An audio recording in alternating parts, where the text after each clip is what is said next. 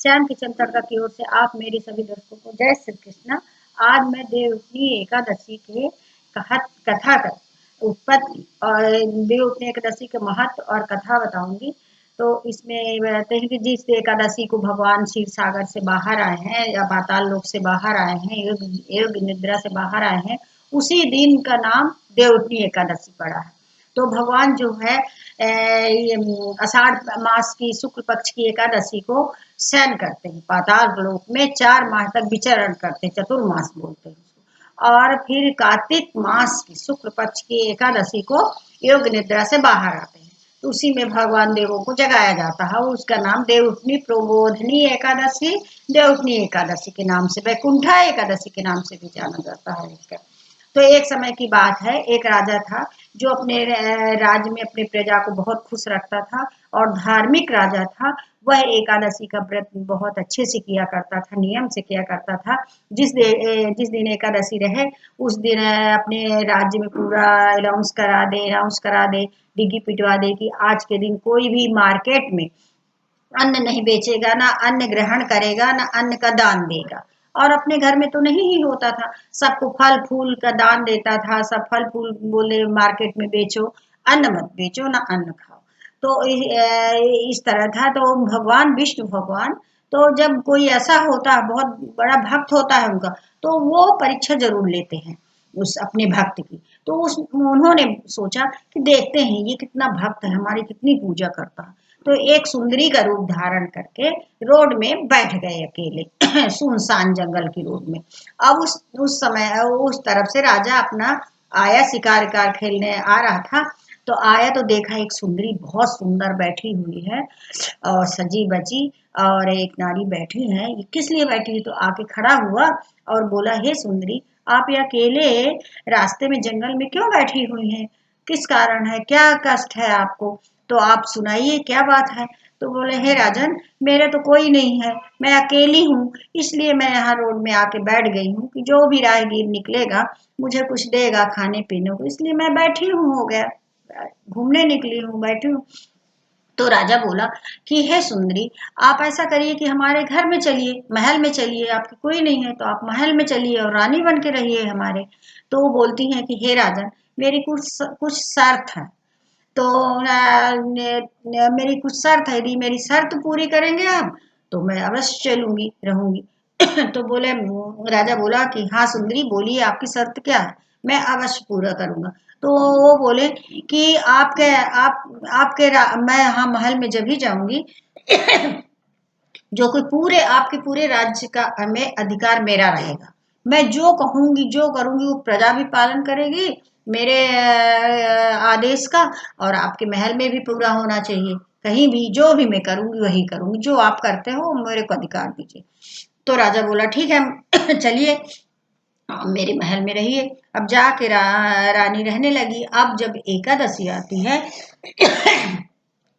तो रानी क्या करती है कि पूरे राज्य में डिग्गी पिटवा देती है, अनाउंस करवा देती है कि आज मार्केट में जैसा कि पहले रोज दिन अन्न बिकता है, वैसे ही मार्केट में अन्न फल सब कुछ बेचा जा रहा है, मांस मदिरा सब आज के दिन भी।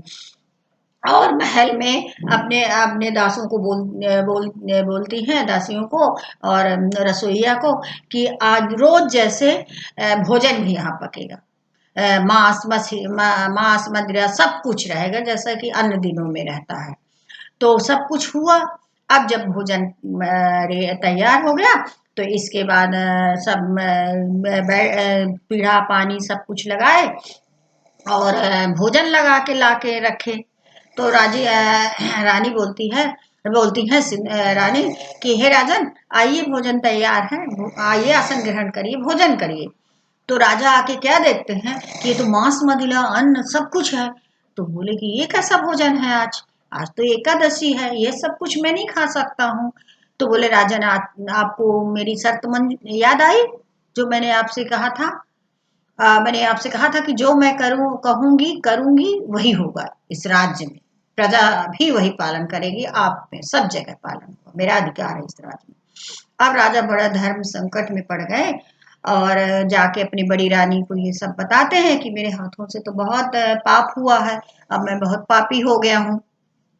तो हे रानी, वो रानी ऐसा ऐसा कहती है।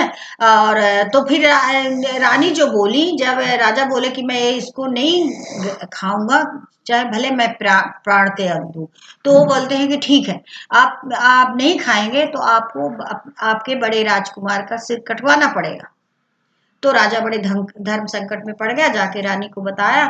तो रानी सोची और बोली, हे राजन, आप ऐसा करिए कि पुत्र जाएगा तो फिर दूसरा पुत्र मिल जाएगा, पर आपका धर्म नष्ट होगा तो धर्म तो पूरा नहीं वापस आएगा आपका। इतना त्याग तपस्या आपने किया है, सब कुछ किया है, इसलिए आप जाके आप बोल दीजिए उनको कि अपने बड़े यहाँ राजकुमार का दे दीजिए, कह दीजिए सिर कटवा दो, काट दो, कटवा दीजिए।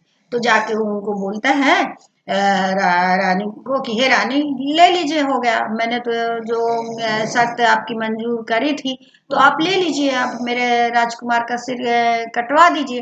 और इधर जो है रानी बैठी थी रोते हुए, ये सब बोल के। इतने में राजकुमार बाहर से खेल कूद के घूम फिर के आया और अपनी माँ के आंखों में आंसू देखा, दुखी देखा, तो बोले, हे माते, आप क्यों रो रही हैं? क्या क्या कष्ट है? क्या धर्म संकट में आप पड़ी हुई हैं? आप मुझसे बताइए क्या है, मैं उसको दूर करूंगा। तो बोलते हैं, हे राजकुमार मेरे, कि ये रानी जो है वो इस तरह का भोजन बनवाई है, और तुम्हारे पिताजी बड़े धर्म संकट में पड़े हैं, और वो बोली कि यदि भोजन नहीं करोगे तो तुमको अपने बड़े राजकुमार का सिर कटवाना पड़ेगा। और तो अब क्या करें? तो बोले कि हे माता, आप बोल दीजिए पिताजी को कि उनको बोल दो कि बड़े हमारा सिर काट और वो कटवा दें।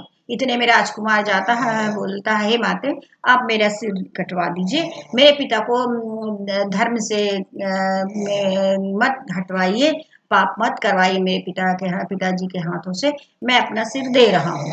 तो इतने में भगवान उनकी भक्ति से इतना प्रसन्न हुए वैकुंठ भगवान श्री नारायण, लक्ष्मी नारायण आके स्वयं अपना विराट रूप दर्शन देते हैं। विराट रूप का गदा, शंख, चक्र, त्रिशूल, सब कुछ जो है उनका, सब कुछ खड़े हो जाते हैं। तो राजा ने दंडवत प्रणाम किया, हे प्रभु, आप कैसे आए हैं? आइए प्रभु, मैं तो बहुत भाग्यशाली हूँ जो आपका मेरा साक्षात दर्शन हुआ है, आप आइए, आसन ग्रहण कीजिए। तो बोलते हैं, हे राजा, मैं तुम्हारे तपस्या से और तुम इतने धार्मिक राजा हो, इतना मतलब अपने धर्म से बंधे हो, अपने पूजा पाठ सबसे बंधे हो, तो मैं तुम्हारी इस पूजा पाठ से मैं अति प्रसन्न हूँ राजा। अब तुम जो भी वरदान मांगना चाहते हो मुझसे मांग लो। तो वो हाथ जोड़ के बोलता है, प्रणाम, सिर झुका के, कि हे प्रभु, आपका तो सब दिया हुआ मैं सब कुछ पाया हूँ, मेरे पास सब कुछ है, अब मुझे कुछ नहीं चाहिए प्रभु, हे प्रभु, मुझे कुछ नहीं चाहिए, बस आप मेरा उद्धार कर दीजिए। तो भगवान बोलते, तथास्तु, ठीक है। तो आया पुष्पक विमान मंगाए प्रभु। अब बोले, राजन, इसमें बैठो और अपना राजपाट अपने राजकुमार को सौंप दो, वो भी तुम्हारा राजकुमार यही तुम्हारे मार्गदर्शनों को जो कुछ भी तुमने ये किया है वो वही वैसे राज को संभालेगा, करेगा, प्रजा को सुखी रखेगा। और तुम परीक्षा में पास हुए हो, चलो हमारे साथ वैकुंठ धाम। तो प्रभु पुष्प विमान में बैठा के और उसको राजा को ले जाते हैं वैकुंठ धाम, उसको स्वर्ग होता है। और इसमें यह बताया गया है, और इसी दिन से देवउठनी एकादशी का नाम पड़ा। अब भगवान जगे हैं तो सभी भगवानों को जगाया है, देवों को जगाया है। इसी दिन से फिर सब शादी ब्याह सब कुछ अच्छे शुभ कार्य होने लगे हैं, क्योंकि चतुर्मास में जब भगवान सोते हैं तो कोई भी ऐसा शादी ब्याह ये सब कुछ नहीं होता, बाकी पूजा पाठ तपस्या और ये सब कुछ होता है। अब बाकी भोलेनाथ की बहुत पूजा होती, क्योंकि वो कार्यभार उस पीरियड का कार्यभार समय का भगवान भोलेनाथ ही कार्य करते हैं, वही सब करते हैं, देख रहे जो विष्णु भगवान करते हैं साल भर। तो फिर हो गया वो, यही कह के 30वीं यही बताया गया है। किसी दिन भगवान देव उठते हैं, देव उठनी नाम से ये एकादशी जानी जाती है। एकादशी का दिन था उसी दिन जब ये सब कुछ हुआ।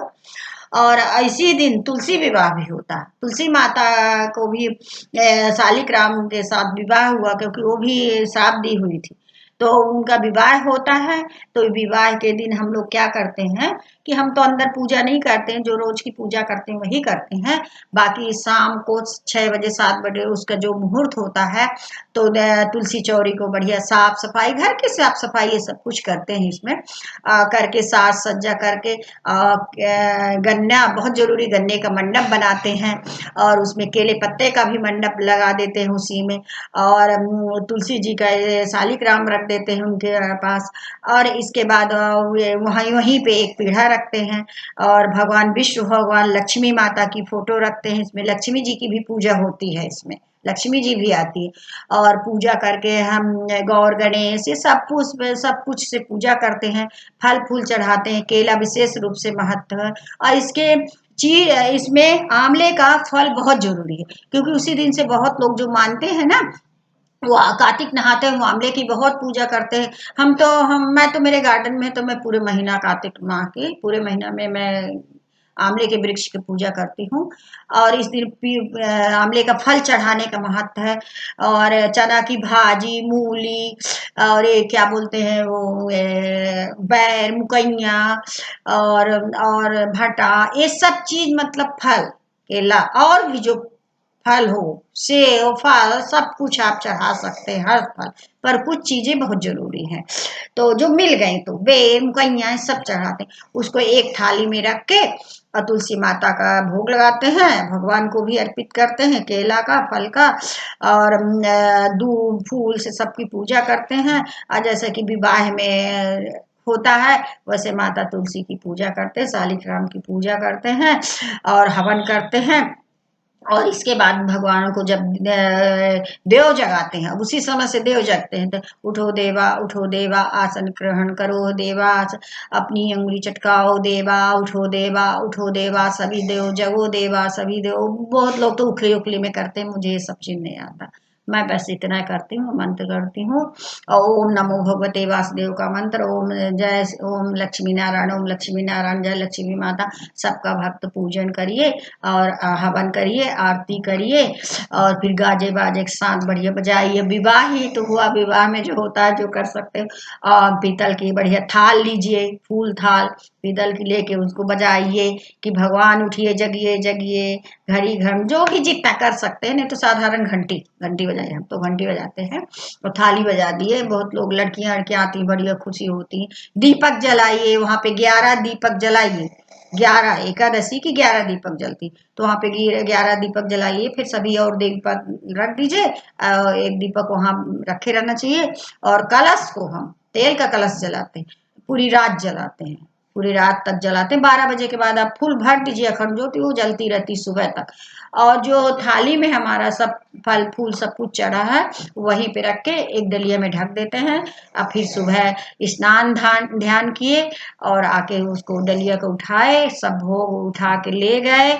और फिर पूजा के बाद उनका बढ़िया सब क्षमा याचना करिए कि हे प्रभु, हे माता, हे लक्ष्मी नारायण, हे भगवान, पूरे साल आप सबका ध्यान रखिए, पूरे साल। फिर सोइए, फिर जगिए, जब खुद सब समय समय के त्योहार, एकादशी सब बनी, सबका अलग अलग महत्व है, अलग अलग ढंग से कथा पेश की गई है। तो मुझको इसमें यही मालूम है। जय देवउठनी एकादशी के। अब ये मैं उम्मीद करूँ कि मेरे दर्शक, मेरे श्रोता इस कथा को अवश्य सुनेंगे और अपने दोस्तों में सब में शेयर करेंगे, अपने ग्रुप में शेयर करेंगे। प्लीज आगे बढ़ाइए, सब्सक्राइब कीजिए, पसंद आता है तो श्याम किचन तड़का की ओर से जय श्री कृष्ण, जय लक्ष्मी नारायण कह के मैं अपनी कथा में विराम लेना चाहती हूँ। इसी तरह